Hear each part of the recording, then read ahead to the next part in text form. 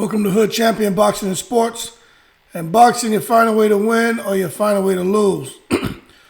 I've been saying the last couple of weeks, I even did a video about this. Canelo Alvarez is not going to defeat Dimitry Bivol, maybe by robbery. I did a video, it's called Upset Alert. Let's be real. Dimitry Bivol has, there's too much to offer. He's going to be too much for Canelo.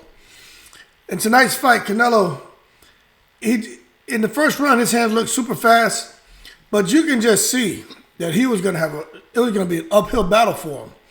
And as each round went on, it was just, Canelo just didn't have an answer. And Bivol, he showed what it takes to beat someone like Canelo Alvarez. And I'm going to be honest with you. Bivol, his volume of punches and his punching power, his ability to keep that distance, and his effective footwork is the reason why he won that fight. He was countering. Whenever Canelo would throw the right hand, he would immediately counter with a left hook. And Canelo never figured that out. He never figured it out. And Canelo was trying to throw the uppercut, but we talk about Canelo and Canelo's high guard, tight high guard. It was Bivol's tight high guard that proved to be the most effective. Canelo was not able to land any shots, was not able to get in. He wasn't able to crack the code when it comes to Dimitry Bivol, man. And just watching that fight, you listen to the commentators, and they're so damn biased.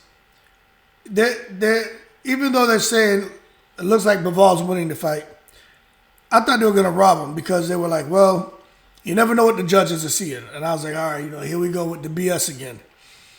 But they kept making it seem like at some point in the fight, Canelo was going to land something big. Let me tell you something. Canelo deserves to be commended because I just did a video about Canelo and legacy and not surpassing Floyd. But Canelo really stepped way outside of his comfort zone to try to be great.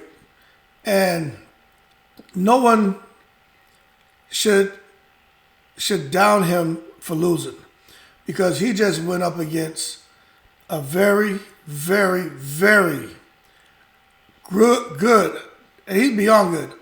He was one of a very great light heavyweight fighter. And that's why I said it's going to be an upset alert. Because I was watching that, there's no way Canelo is going to hurt this guy. This guy has power, IQ, and everything. And when I was watching Bivol fight Canelo tonight, that Russian style is something else. That kind of jab, in, out, then let go the big hook, straight right. That's Klitschko's, classic Klitschko's. I don't know what amateur circuit that they were in, but I would go on and say, I believe, and I don't know this, I'm going to assume that Bivol was on that same circuit as the Klitschko's because the style of fighting is so similar. But Bivol throws combinations, and he has speed, and he can crack. But just watching what was happening, Canelo, it's like Canelo liked to look good, being ineffective. He couldn't get his shots off. The height difference was a huge problem. Everything was a problem for him, and Eddie Reynoso didn't have an answer. They were lost in the corner. And of course, you could tell with Canelo, they worked on the uppercut because he had his moments where it looked like he was getting the uppercut through, but early in the fight, I'm like, okay, this is going to be the deciding factor. Is him in that uppercut, and he's going to get through. We're going to see him wobble or at least put down Bivol. But as the fight progressed, you can see that uppercut was Bivol, he figured that out real quick. This man gonna try to throw a hook to my body. He'll try to throw a looping right hand to come behind my glove, and he's gonna try to throw an uppercut. And Bivol and his corner, they sorted that out immediately, and just stopped Canelo in his tracks. Canelo's strategy went out the window, and that's what makes a really great boxer when he has a really great team that can sit back, collect the data, process it, and say, okay, this is the direction we need to go. And that's what they did. It wasn't just Bivol in the ring trying to figure out Canelo. His corner was figuring out the trainer, the strategy, and watching what Canelo was doing as Canelo was marching forward. Canelo stayed on the ropes way too long. He didn't look hurt, but he was getting touched. Not just because his face physically showed the bruising from the punches from Bivol, but his body language and the things he was doing in the ring. You know, when he lifted Bivol up, and you could tell he was halfway there to throwing Bivol, and that's frustration because he was getting his ass beat. And I just think it's a huge win for Bivol. He deserves it, man. But it's like they say, a good big man beats a good little man. And Canelo is out here telling Eddie Hearn, this makes Eddie Hearn just look like a clown. Yeah, at 201 pounds, I'll beat Usyk. People, Canelo beating Usyk. Canelo that fought tonight looks like, I just did a video on this, man, talking about Canelo, things going to his head. And that's what I really think Canelo and the way he's been able to dominate, and that's what happens when cherry picking goes wrong. Sure, Canelo was fighting champions in the different weight classes. He wasn't fighting the stiffest challenges, but he was fighting champions. You had to give him credit. But this is what happens when you go up and you fight a stiff challenge. Okay? So what he met in Bivol was a big Russian stop sign. A 6'1", 175-pound Russian stop sign. And it's like, what's his name? That announcer goes, the fight starts now, which is horrible to me. But what happened in that fight with Canelo was like, the fight stops now, or the buck stops here. That's what they should be saying. The buck stops here at this Russian stop sign, man. Crazy. Can't believe, and then the scorecards. What is going on with people, man? The scorecards? Really? That fight was like 117, 111, or 116, maybe 118, 110. Like, there was no damn 115, 113. That's hideous. You understand? That's hideous. But anyway, Canelo lost that fight. And I respect Canelo because at the post-fight interview, he said he lost. The guy was a great champion. And I just couldn't figure it out. It's just the person who I had in front of me. This is boxing. I have no excuses. You win some, you lose some. I lost tonight. He said but Canelo says, in his mind, see, this is where we start having problems with these guys, right? Delusional, right? Teofimo Lopez kind of getting into him. It's a little Canelo Lopez going on right now, where he feels like he did enough to win the fight, and he wants to rematch. Canelo, you lost that fight. Your corner knows you lost that fight. Canelo's in this Cinco de Mayo weekend, when Canelo goes back into his corner after the 12th round, they got mariachi and they're playing, they're busting pinatas, there's candy all over the floor. They're celebrating because they know they won. There was none of that going on over there. There was dead silence in that corner. So he knows he lost. His corner knows he lost. So this is the thing, man. I'm gonna do another. I'm not gonna tell you that. I'm gonna do a video about it. Going forward, this is one of those fights where why do a rematch? It makes no sense. But for Bivol, it makes a lot of sense because now he says he wants to be treated like the champion, and he deserves to go out there and I don't know how much money he's gonna make, but the way Eddie Hearn does business, you beat my fighter, who's the A side, the first time. We'll give you the rematch, but we still get treated like the A side, and you still get treated like the B side. If you beat him twice, well, then you're the A side, and you're the one who gets the lion's share of the money. That's how Eddie Hearn does business, because Canelo didn't have to pick Bivol.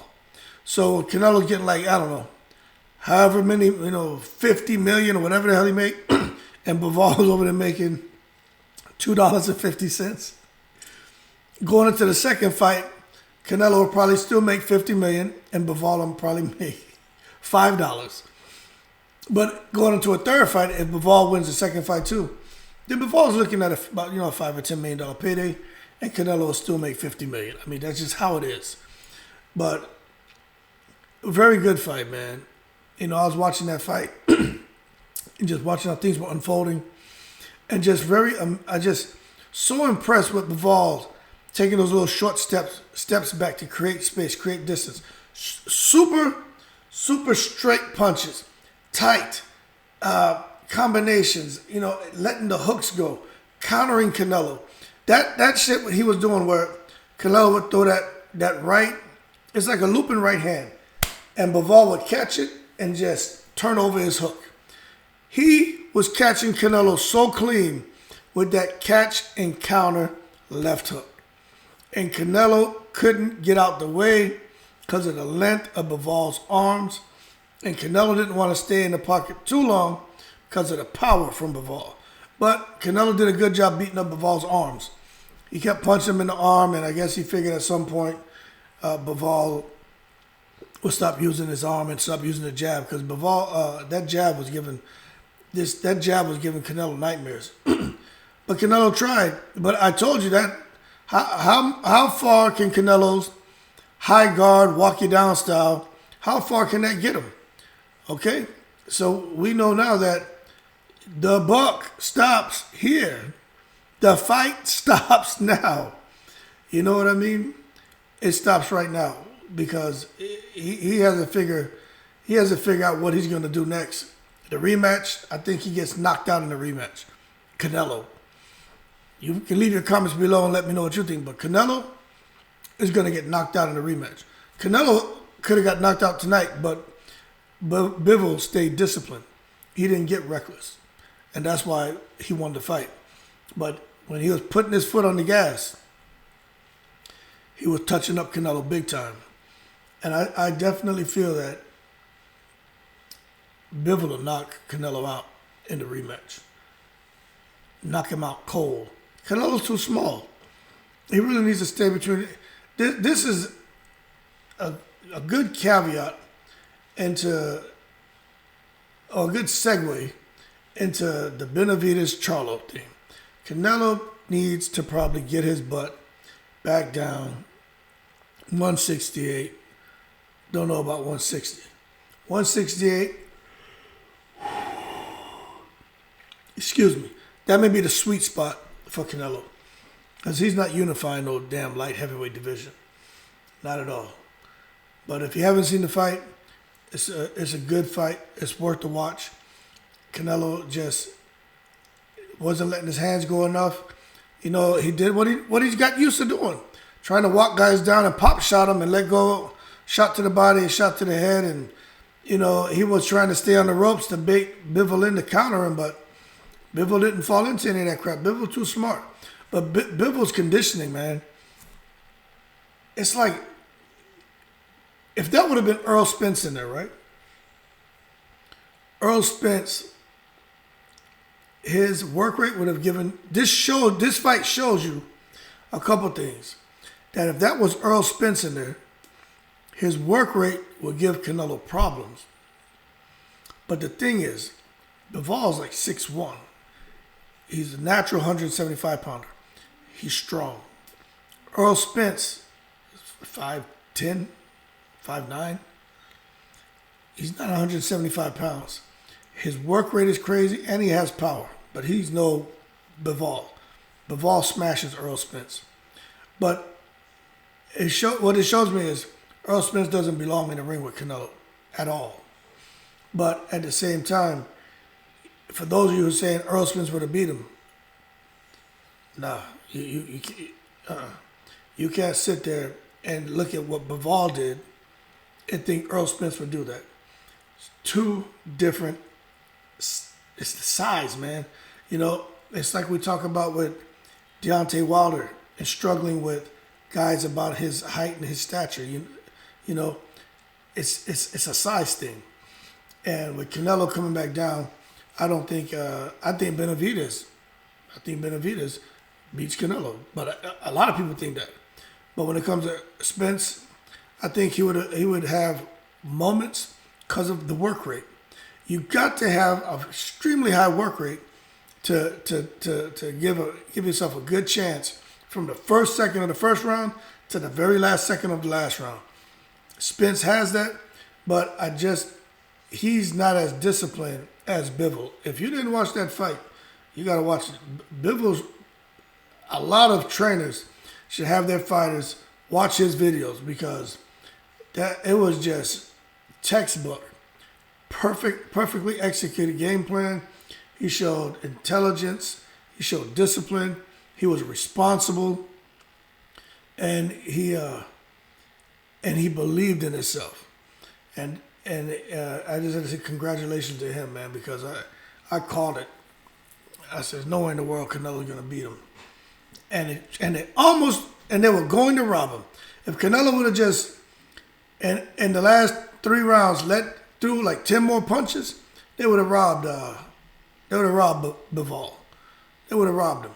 115, 113. That's crazy. They would have robbed him. All Canelo had to do was let go like 10 more punches in the last 3 rounds, and they would have gave him that fight. And at that point, man, I'd probably just disband my boxing channel. Be like, doesn't make sense to cover boxing because the shit really is corrupt. But the right man won. Scorecards were still out of whack. Canelo wants to rematch. Maybe time for a new trainer, but we'll see. But that being said, like and subscribe if you enjoyed the video. Really appreciate your support. And we'll see what Canelo's gonna do next. I'm sure he wants to talk things out with Eddie Hearn, but I'm looking forward to Eddie Hearn's his interviews because we know Eddie Hearn doesn't do well when his show pony takes a loss in the ring. When AJ had that loss to Andy Ruiz, Eddie Hearn was wiping sweat off his forehead. He was like he wanted to cry. He was all emotional because he had all these plans and he just saw it all go out the window. Now he's got Canelo, his friend, his amigo, right? We're friends. And he's a legend. He's brave and all these wonderful things he was saying about him. Now Canelo lost. Let's see what Eddie Hearn has to say now. Because now he's in a state of panic. This is one of those break glass in case of emergency moments. Because AJ took a loss, Canelo took a loss. AJ has a rematch with Usyk. Good chance he loses that. Canelo fights Bivol again, he's going to lose. So Eddie Hearn is in a bad position as a promoter. His 2 cash cows are going down. They're going down quick. Mayday, mayday. The flight stops now.